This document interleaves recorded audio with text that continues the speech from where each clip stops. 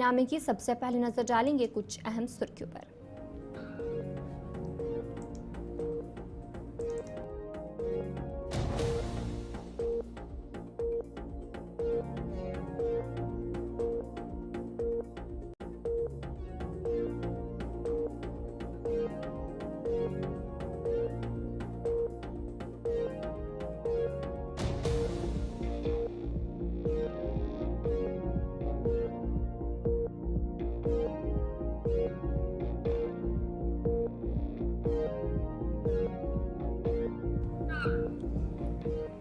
तो चलिए ये थी कुछ अहम सुर्खियां। अब दीगर खबरों की तरफ भी रुख करेंगे। शुरुआत करेंगे बड़ी खबर के साथ। जम्मू कश्मीर से बड़ी खबर सामने आ रही है, जहां पर एसीबी की छापेमार कार्रवाई जो है वो जारी है। श्रीनगर और बांडीपुरा के मुख्तलिफ मुकामात पर ये छापे देखने को मिल रहे हैं। एसीबी की तरफ से जो ये बड़ी कार्रवाई है वो आज की गई है। श्रीनगर और बांडीपुरा की बात करेंगे तो यहाँ पर दो जगहों पर जो छापेमार कार्रवाई है वो की जा रही है, जहां पर बताया जा रहा है कि गिरदावार हबकदल 20,000 रुपये रिश्वत लेते हुए गिरफ्तार जो है वो हुआ है। और फिलहाल बड़े पैमाने पर एसीबी की तरफ से जो ये कार्रवाई है वो की जा रही है। श्रीनगर और बांडीपुरा के मुख्तलिफ मुकामात पर आज सुबह सवेरे ही ये छापे देखने को मिले और 2 अहलकार गिरफ्तार भी हुए हैं। और बताया जा रहा है कि एसीबी ने आज छठा बल में तैनात जो गिरदावार रियाज अहमद के तौर पर जिनका नाम सामने आ रहा है, जो हल्का हबकदल और शिवपुरा के पटवारी का इजाफी चार्ज भी संभाले हुए थे, और हल्का हबकदल के नंबरदार रफीक अहमद को 20,000 रुपये रिश्वत लेते हुए रंगे हाथों गिरफ्तार किया है। और एक बताया जा रहा है कि एसीबी को शिकायत की जाती है, जिसके बाद एसीबी की तरफ से जो ये बड़ी कार्रवाई है वो की जा रही है और रंगे हाथों इन्हें जो है वो गिरफ्तार किया है रिश्वत लेते हुए। और गिरफ्तारी के बाद तफ्तीश को आगे बढ़ाते हुए एसीबी ने आज सुबह सवेरे ही श्रीनगर और बांडीपुरा में मुख्तलिफ मुकामात पर छापेमार कार्रवाई जो है वो की है। यानी कि जो 2 मुलाजमीन थे वो रिश्वत लेते हुए रंगे हाथों पकड़े गए, जिसके बाद एसीबी की तरफ से बाकी जो तफ्तीश है वो की जा रही है। और आज सुबह ही छापेमार कार्रवाई एसीबी की तरफ से की गई है। श्रीनगर और बांडीपुरा के मुख्तलिफ मुकामात पर जो है छापेमार कार्रवाई है वो की गई है।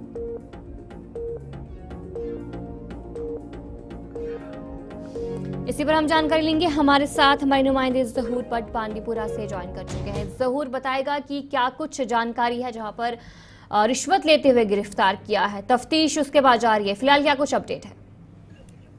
जी बिल्कुल अतिया, बात करेंगे जो एंटी करप्शन ब्यूरो की हर वक्त जो कार्रवाइयां हैं जो करप्शन को नकेल कसने के लिए जो है हर वक्त मुतहरिक होते हैं, तो आज उसकी कड़ी में जो है कल हल्के पटवारी जो है उसको गिरफ्तार कर ले। उसके साथ साथ जो इंचार्ज गिरदावार भी था और जो लंबरदार है उसको भी हिरासत में लिया गया, जो डिमांड कर रहे थे 50,000 रुपए के हवाले से, और जिसमें 20,000 को जो है जब्त कर दिया गया। एसीबी टीम जो ट्रैप टीम थी, जो पहले जो कंप्लेंटर था उसने जो एसीबी में शिकायत दर्ज कराई थी कि कुछ रेवेन्यू डॉक्यूमेंट्स के अवज वो पैसे मांग रहे थे, तो उसकी कड़ी के सिलसिले में आप बताया जा रहा है कि 3 लोकेशन उस पे जो है रेड जारी है। श्रीनगर और बांडीपुर के हाजन बहराबाद इलाके में जो पटवारी नाम जो अयाज अहमद है उसके घर पर अभी छापामार कार्रवाई जारी है। एसीबी की टीम जो यहाँ पे अभी इनके घर में जो है तलाशी जो कंगाला जा रहा है, और जो डॉक्यूमेंट्स बाकी चीजें इसमें जो इन्वेस्टिगेशन का पार्ट है वो उसमें दिखा जा रहा है। उनके हमरा जम्मू कश्मीर पुलिस और जो मजिस्ट्रेट है उनको भी यहाँ पे रखा गया, उनके सामने ये रेड जो है बिल्कुल जारी है। पुलिस के हमरा मजिस्ट्रेट्स और यहाँ पे एसीबी की टीम जो सुबह आई है, अभी जो रेड है वो ऑन गोइंग है, और बताया जा रहा है कि इसकी शायद श्रीनगर में भी कुछ प्रॉपर्टियां हैं, वहां पे भी इसको खंगाला जा रहा है, और जो लंबरदार उसके घर में भी शायद जो इन्वेस्टिगेशन है जो रेड है। अच्छा, जरूर बताएगा कि बांडीपुरा में जो इस वक्त रेड अभी भी जारी है, तो क्या कुछ चीजें अभी तक हाथ लगी है? जी बिल्कुल अतिया, अभी कबल वक्त कहना मुनासिब नहीं होगा कि क्या क्या अभी इसमें, क्योंकि अभी जो इन्वेस्टिगेशन है जो एसीबी की टीम है वो बिल्कुल, अगर आपको कैमरा मैन दिखाएगा ये जो इसका घर है, अभी जो एसीबी की टीम है बिल्कुल इस घर के अंदर जो है तलाशी कार्रवाई कर रहे हैं। और इस ओर देखेंगे जम्मू कश्मीर पुलिस के जो नफरी है यहाँ पे लगे हुए हैं, और इसमें जो है बिल्कुल इनके हमरा है। और अभी जो मजिस्ट्रेट्स हैं जो यहाँ पे नजदीकी जो कंसर्न जो मजिस्ट्रेट हैं, एग्जीक्यूटिव मजिस्ट्रेट्स हैं वो यहाँ पे, उसके साथ जो पटवारी हल्का यहाँ पे है वो यहाँ पे मौजूद है, और उनकी निगरानी में ये जो रेड जो है बिल्कुल किया जा रहा है। और अभी क्या यहाँ पे दस्तावेज जो है सीज या बाकी की जाएंगे, उसको अभी कबल उस वक्त कहना मुनासिब नहीं होगा, लेकिन जो भी उनके हाथ लगेंगे बिल्कुल नाज़रीन तक हम शेयर करेंगे। लेकिन जो रेड है वो ऑन गोइंग है। Atiya, back to you. अच्छा, जरूर बताएगा कि इस वक्त जिस तरीके से आपने भी कहा कि अभी ऑन गोइंग रेड चल रही है, तो क्या जो बाकी लोगों से भी पूछताछ की जा रही है कि बाकी लोगों का नाम भी सामने आ रहा है, इस हवाले से कोई जानकारी? देखिए, अभी जो कल एंटी करप्शन ब्यूरो की जानिब से एक प्रेस रिलीज भी जारी कर दिया गया है, जिसमें 2 के नाम सामने आए। एक तो पटवारी जो इंचार्ज गिरदावार भी था, अयाज अहमद, और उसके साथ साथ जो लंबरदार है उसका नाम भी सामने आया। उनको दोनों को कल शाम ही जो है एसीबी ने अपने हिरासत में लिया, और जो भी पैसे थे वो मौके पे ट्रेस किए गए, और उनको बाकी जो एफआईआर दर्ज करके जो है मजीद तहकीकात जो है शुरू कर दी गई। उसी तहकीकात के सिलसिले में आज ये रेड जो है यहाँ बांडीपुर के जो अजला में जो बहराबाद का इलाका है, हाजन तहसील से वाबस्ता है, यहाँ इसके घर में जो है रेड ऑन गोइंग है। Back to you Atiya. चलिए, बहुत बहुत शुक्रिया ज़हूर, जानकारी देने के लिए। ज़हूर पट हमारे नुमाइंदे आपको अपडेट कर रहे थे कि बांडीपुरा से जो इस वक्त भी जो एसीबी की रेड है बड़े पैमाने पर जारी है। तो चलिए अब आगे बढ़ जाएंगे, अगली खबर की तरफ रुख करेंगे। जम्मू कश्मीर के मौसम के हवाले से बात करेंगे। जम्मू कश्मीर के मौसम ने जो करवट ली है, और आज जम्मू और श्रीनगर में बारिश का सिलसिला देखने को मिला। जम्मू के अलग अलग जगहों पर, श्रीनगर के अलग अलग जगहों पर बारिशें देखने को मिली, और इसी बीच एक खबर भी सामने आती है जहां पर रामबन में एक सड़क हादसा पेश आता है और भेड़ बकरियां भी हलाक हो जाती है, और बारिशें देखने को मिल रही हैं। कल रात से ही बारिशों का सिलसिला देखने को मिला, जिसके बाद जो फसलें हैं वो भी मुतासिर हुई हैं। जिस तरीके से महकमा मौसमियात की तरफ से पहले ही जानकारी दी गई थी कि जम्मू कश्मीर में जो मौसम है वो करवट लेगा और बारिशों का सिलसिला देखने को मिलेगा, बारिशें भी होंगी। जम्मू कश्मीर के जो मैदानी इलाके हैं वहाँ बारिशें होंगी, और जम्मू कश्मीर के जितने भी बालाई इलाके हैं वहाँ पर हल्की सी बर्फबारी भी देखने को मिल सकती है। और महकमा मौसमियात की पेश गोई के मुताबिक आज बारिशें भी हुई हैं, मौसम क्लाउडी है, हवाएं देखने को मिल रही हैं, आबर आलूद मौसम है, बारिशें भी हुई हैं। और इसी बीच उधमपुर की बात करेंगे तो वहाँ पर भी बारिशें हुई हैं, और वहाँ पर क्या कुछ सूरत हाल है, सबसे पहले जो हमारे नुमाइंदे हैं उधमपुर से किशोर शर्मा, उसकी खास रिपोर्ट देखें।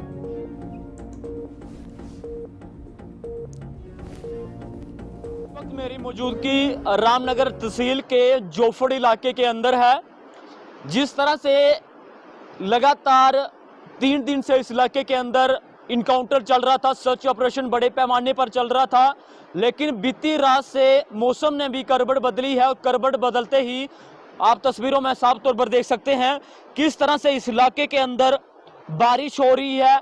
और जिस तरह से लोगों का यहाँ का कहना है कि लगातार 1.5 से 2 महीने से इस इलाके के अंदर बारिश नहीं हुई थी, और ये जो लोग हैं गेहूं की फसल इनकी तरफ से लगाई जाती है, फिलहाल मक्की की फसल इन पहाड़ों में लगाई जाती है। लोगों के चेहरों में काफ़ी खुशी है, लेकिन फिलहाल आप तस्वीरों में ये साफ तौर पर देख सकते हैं किस तरह से यहाँ के जो नाले हैं उनमें पानी आप साफ तौर पर देख सकते हैं। और लोगों से यही अपील है कि जो लोग ये पहाड़ों की तरफ रुख कर रहे हैं, जितने भी नाले हैं, नालों में इस तरह का आपको पानी देखने को मिलेगा, कोई बड़ा हादसा ना हो। लेकिन ये जो इलाका है, इस इलाके के अंदर हमने बीती रात से हम देख रहे हैं इस इलाके के अंदर जो है वो बारिश हो रही है, काफ़ी बारिश हो रही है। और आपको ये भी बताते चलें कि इन नालों की ही बात करें तो काफ़ी ऐसे नाले इस इलाके के अंदर हैं, और लोगों से यही अपील रहेगी कि जो कोई रामनगर से या उधमपुर से आना चाहता है तो एक बार जो अपने गाँव के रास्ते हैं प्रशासन से जरूर संपर्क कर लें, उसके बाद ही जो है अपनी यात्रा शुरू करें। तब तक के लिए मुझे और मेरे कैमरा पर्सन को दीजिए इजाजत, और देखते रहिए गुलिस्तान न्यूज़। देखिए सर, हमने जब सुबह ये बात सुनी तो बड़ी ही दिल को दुख देने वाली ये बात है। आपने देखा कि इधर जनाबली टंडल के अंदर हमारी इतनी भेड़ों का नुकसान हुआ है, इतना माल मवेशी का नुकसान हमारा हुआ है, और ये बहुत ही बंदे हमारे जख्मी हैं। ये बहुत ही हमारे रोजगार पे हमला हो रहा है सर आए दिनों। आप देख रहे हैं कि 2 दिन पहले रामन के अंदर एक चोरी होती है जिसमें हमारी 55 भेड़ें जो है चोर चुरा के ले जाता है। ये कहीं ना कहीं हमारे रोजगार के ऊपर सर बात आ रही है। तो ये चीजें हम बर्दाश्त नहीं करेंगे सर, क्योंकि हमारे रोजगार ही छीना जा रहा है। हमने कब सरकारों से मांगा कि हमें जनाबली रोजगार दिया जाए? हम अपनी मदद आपके जरिए अपना ये माल मवेशी पाल रहे हैं और अपने रोजगार खुद चला रहे हैं, लेकिन इस पे आए दिनों कहीं ना कहीं हादसा होते रहते हैं हमारे साथ इस तरह से। आपने देखा 5-6 साल पहले की अगर हम बात करें तो रोड एक्सीडेंट में हमारी कितनी भेड़ें मार गई थी। सरकार को चाहिए कि इसके खिलाफ कड़ी से कड़ी कोई कानून बनाया जाए, ताकि भेड़ों वाला ट्रक भरा हुआ या कोई भेड़ बकरियां चलने वाले कहीं रास्ते अगर आए तो ड्राइवर हजरात पहले ही रास्ता इन लोगों के लिए छोड़ दें। हम टैक्स पेड लोग हैं यार, हम थोड़े कोई चोरियां करके रोडों पे चल रहे हैं, हम टैक्स दे रहे हैं सरकार को। और जनाब अली हमारी भेड़ बकरियां आए दिनों इस तरह मरती रही और हमारे रोजगार पे हमला होता रहेगा तो हम थोड़े बर्दाश्त करेंगे जनाब। क्या मसला हो गया? चिलानी नाके के पास है, हमारा माल मारेगी हम वजह ये हुई थी गड्डी के नाल गड्डी टकरा हो गई, माल भी मार गया, आदमी भी बीच में जख्मी हो गया। जो मसला जनाब तब क्या डिमांड करें? है जी, हम यूँ चाहे हमारे इंसाफ होना चाहिए। सर हमने 2 गाड़ियाँ, एक ये टाटा मोबाइल और एक ट्राला लोड किया गगवाल से कश्मीर के लिए। जब हम टाटा मोबाइल लेकर आगे निकल गए थे तो पीछे से ट्राला हमारा पीछे रह गया जाम में, टनल नाशरी के टनल में घुसा तो अंदर एक्सीडेंट हो गया अचानक से, पता नहीं हमें कैसे हो गया। तो कितना नुकसान हुआ इसमें कम से कम 50-60 के आसपास भेड़ें मर गई हैं। तो जो बंदे हैं वो सब जख्मी हैं, कोई उधमपुर में, कोई चनैनी में, कोई जम्मू में। तो अलबत्ता जनाब हमारे साथ थोड़ा गवर्नमेंट की तरफ से हमारे साथ इंसाफ किया जाए। तो चलिए इसी पर अपने नुमाइंदे के पास भी चलेंगे। हमारे साथ हमारे नुमाइंदे नदीम इकबाल ज्वाइन कर चुके हैं। नदीम बताएगा कि नाशी टनल में यह हादसा पेश आता है, क्या कुछ पूरा मामला था, किस कारण ये हादसा पेश आया है? जी बिल्कुल, देखिए एक चीज मैं बताता हूँ आतिया कि ये चनानी नाशी टनल के बीच में एक सड़क हादसा पेश आया है जिसमें कहीं इंसानी जानों को नुकसान पहुंचा है, साथ साथ भेड़ बकरियां भी इसमें मरी हैं। हालांकि इस मामले की अगर हम बात करें, क्योंकि जिन लोगों का इसमें माल मवेशी जो गाड़ियों में था जो मरा है, उनका तो ये कहना है कि 50 से 60 माल मवेशी जो है मर गए हैं पूरी तरह से। उसके साथ साथ जो कुछ लोग हैं जो जख्मी भी हैं, जिस वक्त चनैनी के हॉस्पिटल में, उधमपुर में या फिर जम्मू में ज़ेरे इलाज है, लेकिन अभी तक इसमें ऑफिशियल कंफर्मेशन आना बाकी है। और काज ऑफ द एक्सटेंट अगर आप देखेंगे तो कहीं ना कहीं हम ये चीज भी देखते हैं चनानी नेशनल टनल के बीच जब कभी भी सड़क हादसा होते हैं तो कहीं ना कहीं over speeding, negligence of driver he cause of the extent रहता है। लेकिन अब ये तमाम जो है तहकीकात के हिस्सा रहेंगे और उसके बाद पता चल पाएगा कि ये एक्सीडेंट क्या हुआ है। लेकिन फिलहाल इस वक्त भी हम देख रहे हैं कि जो ट्रक जिसमें माल मवेशी सवार था उसे चनैनी नाशी टनल से निकाल कर इस वक्त नाशी के मकाम पर लाया गया है। और जहां पर जो लोग हैं वहां पर जिनका वो माल मवेशी था वो वहां पर बैठे हुए, जिस तरीके से जो वहाँ के लोग हैं जिनकी भेड़ बकरियां हलाक हुई है उनकी तरफ से भी कहा जा रहा है कि उन्हें मुआवजा देना चाहिए, उन्हें इंसाफ देना चाहिए। तो इस हवाले से अभी किस तरीके से तहकीकात की जा रही है, कोई केस रजिस्टर हुआ है इस पर? बिल्कुल, देखिए इसमें मैं एक चीज बता दूं आती आपको कि पुलिस ने रिपोर्ट दर्ज करके जो तहकीकात शुरू कर दी है और जिस तरह से मुतासरीन की जानिब से इमदाद का मुतालबा किया जा रहा है, लेकिन जब तक तहकीकात मुकम्मल होगी नहीं, जिसमें पता नहीं लगेगा कि इसमें जो है कितना नुकसान हुआ और उसके बाद ही नुकसान का जो है तखमीना लगाया जाएगा। उसके बाद इमदाद की बात है वो तो बात की है, लेकिन फिलहाल जब तहकीकात मुकम्मल हुई तो उसके बाद आखिरी सवाल मेरा रहेगा कि आपने कहा कि इसमें कुछ लोग भी जो जख्मी हुए हैं जिनका इलाज इस वक्त चल रहा है, तो कोई नंबर सामने आ रहा है कितने लोग इसमें सवार थे जो ये हादसा पेश आया, कितने लोग जख्मी हुए हैं? बिल्कुल, देखिए मैं एक चीज बता दूं आती है, क्योंकि जब टनल के अंदर कोई भी एक्सीडेंट होता है और वहाँ दोनों अतराफ में एम्बुलेंस सर्विस जो NHI की तरफ से रहती है, तो जिस गाड़ी में जो लोग सवार थे जो अभी टनल के बाहर रुके हुए हैं वो उस गाड़ी में नहीं थे, वो आगे थे, वो दूसरी जगह पे निकल चुके थे। और जब तक वो वापस लौटे, जब तक उन्हें इल्म हुआ, तो तब तक पुलिस और जो एम्बुलेंस वहाँ पे एम्बुलेंसेज रहती हैं तो रेस्क्यू करके उन लोगों को जो हॉस्पिटल ले जाया गया है। लेकिन नंबर्स का अभी तक हम कहें कि इन लोगों के मुताबिक तो 7 से 8 लोग इसमें जो सवार थे जो जख्मी हुए हैं। लेकिन अब ये देखना होगा, क्योंकि जब 2 गाड़ियों के बीच टकराव हुआ है तो फिर हमने दोनों गाड़ियों को देखना है। तो यहाँ पुलिस की जो पार्ट ऑफ द इन्वेस्टिगेशन रहेगा कि इसमें कितने लोग थे और दूसरी गाड़ी में जो लोग सफर कर रहे थे उसमें कितने लोग थे, क्या वो भी जख्मी है या नहीं। तो कुल मिलाकर हम कहें कि अभी ये तमाम चीजें मशकूक हैं, अभी ऑफिशियली इस पर कुछ भी कंफर्मेशन नहीं मिली है और जैसे ही ये कंफर्मेशन मिलेगी हम अपने व्यूअर्स तक पहुंचाने की पूरी कोशिश करेंगे। जी चलिए, बहुत बहुत शुक्रिया नदीम जानकारी देने के लिए। नदीम इकबाल हमारे नुमाइंदे आपको जानकारी पहुंचा रहे थे कि नाशी टनल में जो ये हादसा पेश आया है, 2 गाड़ियों के बीच में टकराव हो जाता है और उसके बाद जो लोग सवार थे वो भी जख्मी हो जाते हैं और साथ ही साथ जो भेड़ बकरियां हैं वो भी हलाक हो जाती है। इस हवाले से फिलहाल तहकीकात की जा रही है। चलिए अब आगे बढ़ जाएंगे अगली खबर की तरफ, जहां पर PDP की तरफ से श्रीनगर में एहतजाज किया जा रहा है और वक्फ कानून के खिलाफ एहतजाज किया गया। वक्फ कानून नामंजूर के नारे बुलंद किए गए। वक्फ कानून को वापस लेने का मुतालबा किया गया। उनकी तरफ से कहा गया कि वक्फ कानून जो है मुसलमानों के इमलाक पर हमला है। श्रीनगर में जो ये पीडीपी की तरफ से आज एहतजाज किया गया, वक्फ कानून के खिलाफ बड़े पैमाने पर जो एहतजाज है वो किया गया। तस्वीरें भी आपको दिखाने की कोशिश कर रहे हैं कि किस तरीके से सड़कों पर उतरे हैं और वक्फ के खिलाफ जो कानून बना है उस पर जो एहतजाज किया जा रहा है। और इससे पहले भी पीडीपी की तरफ से कहा गया था कि वो सुप्रीम कोर्ट जाएंगे, वहाँ पर इसके खिलाफ आवाज़ भी बुलंद करेंगे, लेकिन उससे पहले जो एहतजाज है वो आज बड़े पैमाने पर किया गया। वक्फ कानून नामंजूर के नारे इस बीच उनकी तरफ से बुलंद किए गए और लगातार जब से जो वक्फ बिल पास हुआ है उसके बाद कानून के तहत जो अब ये वक्फ है, वक्फ कानून बन चुका है और तब से ही देखने को मिल रहा है कि कहीं ना कहीं जो लोग हैं वो तशवीश का इजहार कर रहे हैं। उनकी तरफ से कहा जा रहा है कि इस कानून को वापस लेना चाहिए, ये मुसलमानों के इमलाक पर हमला किया जा रहा है। और उसी बीच अब पीडीपी भी सड़कों पर उतरी है, उनकी तरफ से भी बड़े पैमाने पर एहतजाज किया जा रहा है।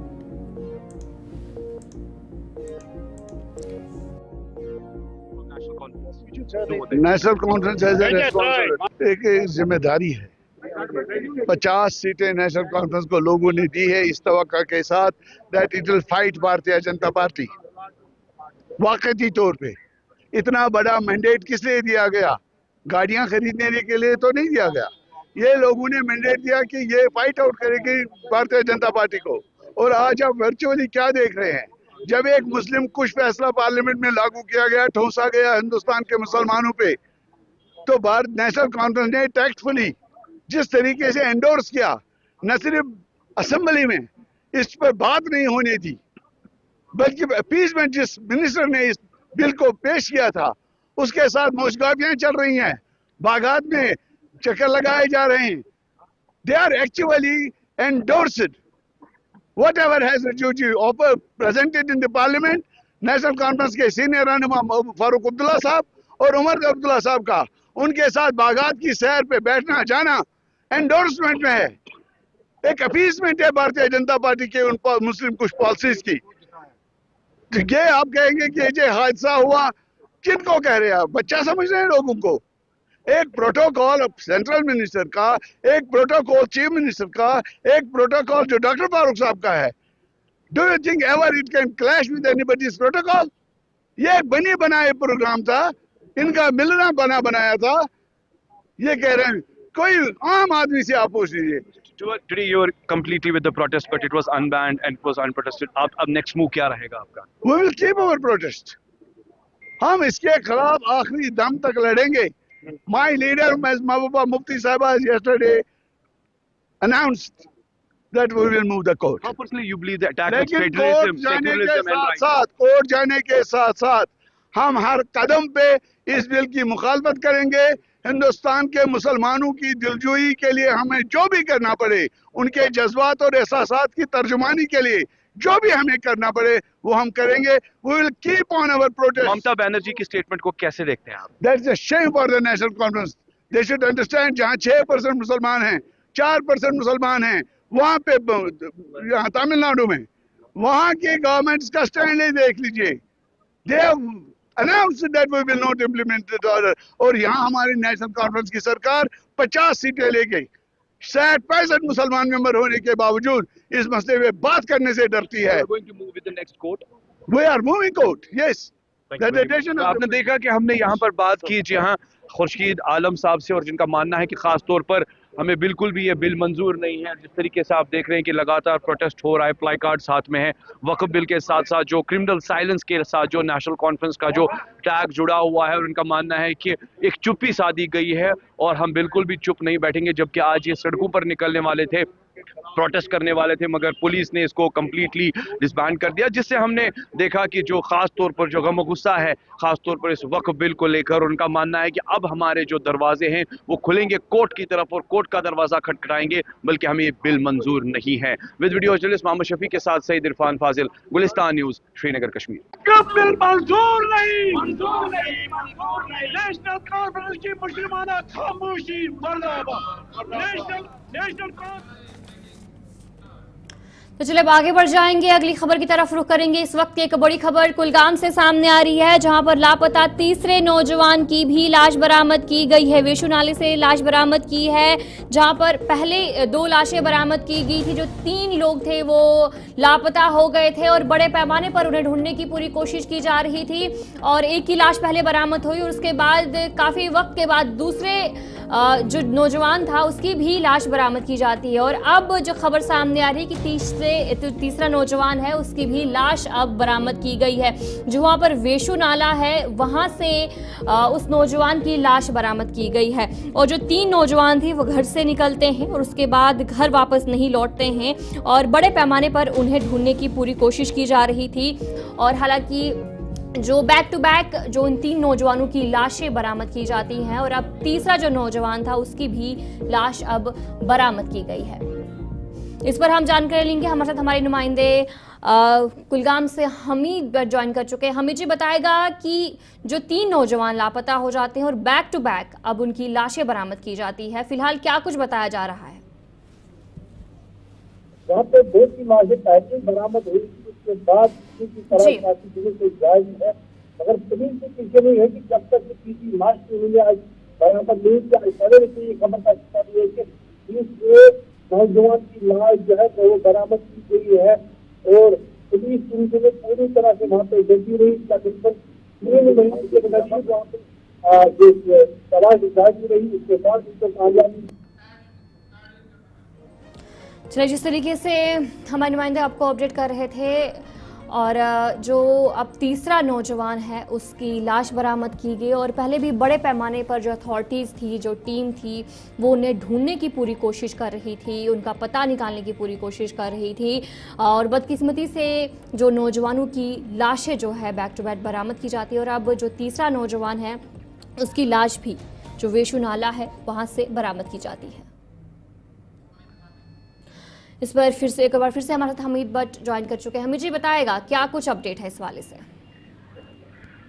हाँ जी, इनकी 2 लाशें तो पहले ही बरामद की गई, अब तीसरे की लाश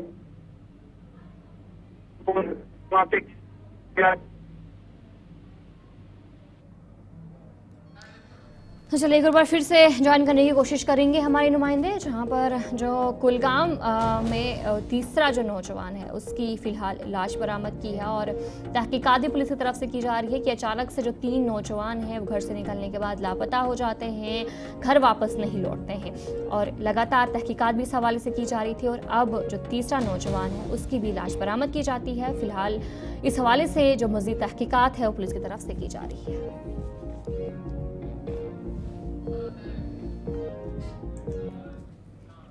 भद्रवाह डेवलपमेंट अथॉरिटी का TRC इमारत का मंसूबा जो 13/2012 में शुरू किया गया था नामुकम्मल है, जिससे मकामी बाशिंदों में बड़े पैमाने पर अदम एतमाद फैल रहा है। BDA तकरीबन 160 देहातों की निगरानी करता है, बशमूल पूरा भलेसा इलाका, जिसे मुबैना तौर पर अथॉरिटी ने नज़रअंदाज किया है। इमारत का मंसूबा 1 दहाई से ज़्यादा अरसे से तौतील का शिकार है, जिसमें कोई पेशरफ नज़र नहीं आ रही है। BDA कम्युनिटी की ज़रूरियात को पूरा करने में नाकाम देखने को मिल रही है, जिसकी वजह से नज़रअंदाजी और मायूसी का एहसास हो रहा है। तवील ताख़िर ने मकामी कम्युनिटी को नुमाया तौर पर मुतासिर किया है। बहुत से रहायशों ने BDA की कारकर्दगी से अपनी मायूसी का इजहार किया है। TRC की नामुकम्मल इमारत अथॉरिटी की नाअहल और गफलत की अलामत बन चुकी है।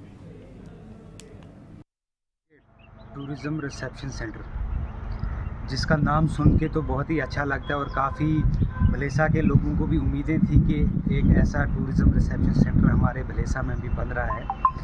तो आप उसकी खस्ता हालत तो देख ही रहे हैं और इसका मैं जो कसूरवार ठहराऊंगा वो एडमिनिस्ट्रेटिव एंड जो बायोक्रेटिक डिलेज़ की वजह से ये जो हमारा जो TRC बिल्डिंग है इसको बनने में अभी तक ये अंडर कंस्ट्रक्शन है।